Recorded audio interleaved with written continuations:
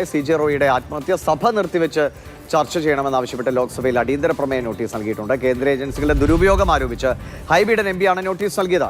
P Basant വിവരങ്ങളുമായിട്ടുണ്ട്. Basant, ഈ മരണത്തിന് പിന്നാലെ ആദ്യമുണ്ടായ ഒരു ആരോപണം എന്നത് പ്രതിപക്ഷത്തിന്റെ ഭാഗത്തുനിന്ന്, പ്രത്യേകിച്ചും കേരളത്തിൽ ഭരണപക്ഷത്തിന്റെ ഭാഗത്തുനിന്നും ഉണ്ടായ ആരോപണം ഇത് ഏജൻസികളുടെ സമ്മർദ്ദമാണ്, BJP-യിൽ ചേർന്നില്ലെങ്കിൽ ഇതൊക്കെയാണ് അവസ്ഥ എന്നതായിരുന്നു. പക്ഷേ ഇപ്പോൾ തൊട്ടുമുമ്പ് ശ്രീധരൻ പങ്കുവച്ച വിവരം ഡയറക്കുറിപ്പിലെ സൂചനകൾ വലിയ കടബാധ്യത അടക്കമുണ്ടായിരുന്നു എന്നതാണ്.